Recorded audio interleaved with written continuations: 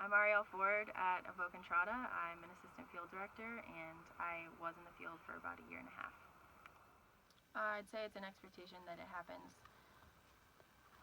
every day in the program, and it doesn't necessarily have to be a full, hour session where we're doing asana, which is like movement. It can be mindfulness practice in breakfast, being mindful about what you're eating, or like taking that bite and actually savoring the flavor and appreciating and being grateful for what you have and those types of things. So I think, the expectation is that something is happening daily, and I'd say the execution of that is pretty spot on. Like it happens throughout the, it happens every day throughout the week in some way. Okay. Yeah. And why did you decide to do the teacher training? I decided to do the teacher training because I wanted to be able to know what I was talking about, know how to inform others about the corrections as far as like posture and alignment, and I wanted to be safe about it. I also wanted to be able to do that for myself when I practiced at home. And so, getting that history and instruction was something that I really wanted, and and having that expectation to be able to do that in the field kind of boosted that. I've always wanted to do a training, and like the company and industry kind of set the bar for that. Yeah. So Evoke is actually providing that. Yeah. So the person who is running the training is our health and wellness coordinator. Okay. So how does the health and wellness piece fit in with what's going on at Evoke? There's been a general shift in the industry to focus more on health and wellness. I think there are some instances where you focus more on like primitive skills and hiking, and those are definitely a part of our program. And I think now recognizing that the physical body is linked to how we think and feel about ourselves, and linked to anxiety and depression and a lot of the things that we see come through our program. And so also linking that to like nutrition and and the physical body in that way, and what we're putting into our bodies, and then how that links to our mind, and are we treating ourselves with care, or are we feeding ourselves with junk and then internally like thinking junk. So I think that's how it fits in. And was there Well, how does that play out in the field as far as the health and wellness? What's the student's experience? So the student's experience is they get to, like, we have our health and wellness coordinator come out and visit with the groups weekly, and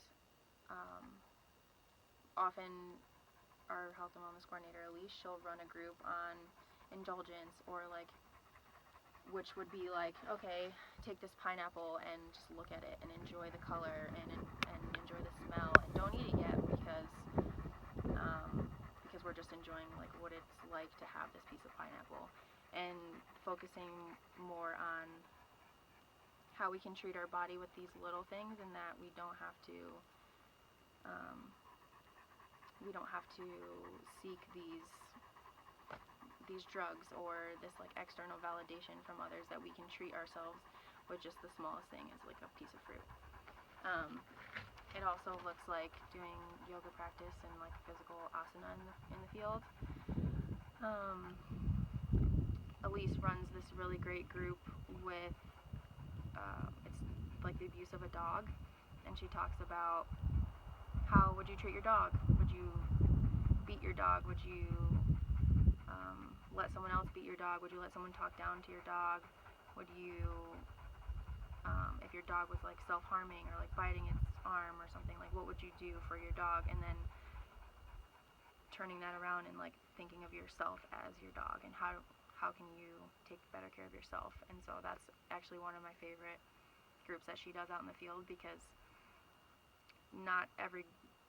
mostly in the adolescent groups, they don't see that connection, and then when that connection is made, kind of this light bulb goes on, and you see a lot of therapy happen after that group.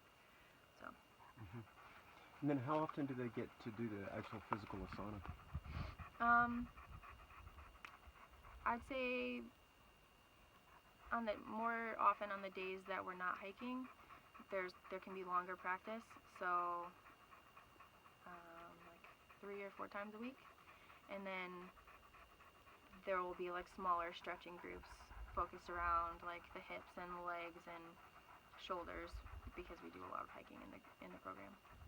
Is there with sometimes with certain hard skills or soft skills, communication skills, there are certain expectations that you can do these skills. Are there the same sort of expectations around Asana? Can you say that again? So we might say we expect you to be able to give an I feel statement, right? We expect you to be able to make a bow drill fire. We expect you to be able to, pack your pack, put up a shelter, take care of yourself, right? Cook a dinner. Is there the same sort of expectation around Asana? Not for. Yes, actually there is. For the adult groups, there's the expectation that they're able to run pranayama, or like go through pranayama, which is breathing exercises. And so like in their earth phase, or like their first stages of being in the program, that's part of their curriculum, is learning how to do certain pranayama practices. And then eventually moving up to being able to run a full sun salutation. So yeah, for the adults it's a big part of their curriculum, and for the adolescents it's more that the staff are introducing it to them, and their curriculum is more focused on schoolwork, because a lot of them are in high school and still need the credits. So. Right. Okay. Yeah. All right. So we've been talking about the health and wellness side, the yoga and all that. So why does this wilderness therapy thing work? I would say it works because you get to be outside. I mean, number one, I think that's why a lot of parents and adults pick this program, or just wilderness therapy in general, because there's that deficiency in being outside and being in the wilderness. So that's number one, I think. And then, being able to play in the dirt and just experience your life without all those distractions, without those pressures from society. Comparison to other people, you're just in a group outside focusing on you, and I think that's why it works. And then another part of that is the people that come to work for these programs. Most of them, in my experience, are coming because they care, because they've been through some of the things that the participants in the program have been through, and maybe they didn't have that support that they needed, or they've worked through it and now want to give back. And I think that's a big part of the success of the program. So it's the kids doing the work, and then it's the people that work with them caring about what happens to them. And so kind of that mutual relationship of care. When you first came to do this work, was there somebody that you can think of who was influential to you, that kind of instructor that was out there that had a lot to offer? The reason I came out here, to be honest, I actually thought about being in wilderness therapy, because I was at this point in my life where I'd gone through a lot of difficult experiences and wanted to get away from all those distractions. And so I had worked at a wilderness program prior to working for Evoke, and loved that job, and it was like the most fun I had ever had, and it was just one of the best experiences I've had at a job. And so I was looking for that, and so consistently looking for wilderness instructor jobs, and then looked at this program and said, like, whoa, this would be amazing to attend this program, to be a part of it. And I was like, well, okay, maybe I'll just work here instead of going into it. So I think it wasn't so much a person that inspired me, so much as actually working for a wilderness program, and then having that desire to be a part of it in some way. So let's talk about you, if you don't mind. Yeah, that's fine. So what was your experience like when you showed up here? What did you start to learn about yourself? What did you notice developing and changing in yourself? Yeah, I think when I first got here, it was pretty difficult to have all these emotions come up when I'm sitting in a therapy session with a student, and they're crying, and I'm like, whoa, I went through that same thing. I'm actually still going through some of those same things and like feeling some of those emotions. And I think separating myself from that in the moment, but then still holding on to those pieces, like those quotes that I wrote down from the therapist, and like, okay, well, I'm going to use that later, and like sticking it in my back pocket, and then going and doing my own work outside of the field. So like going to therapy and working through my own stuff, so then I can come back and be present for those students when I came back. Yeah, I think that was a big part of it, is just like separating myself, realizing like, okay, this moment's not about me, and it will be when I leave the field, so handling that and then coming back and being here for them. Yeah.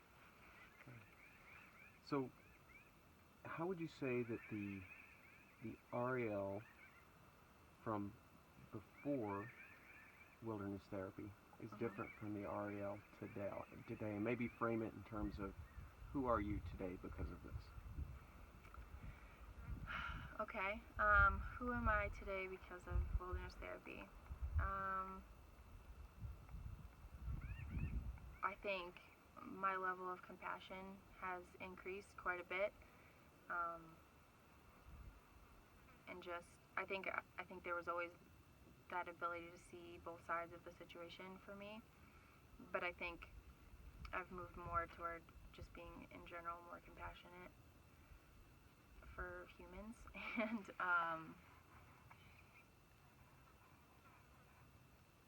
yeah, I think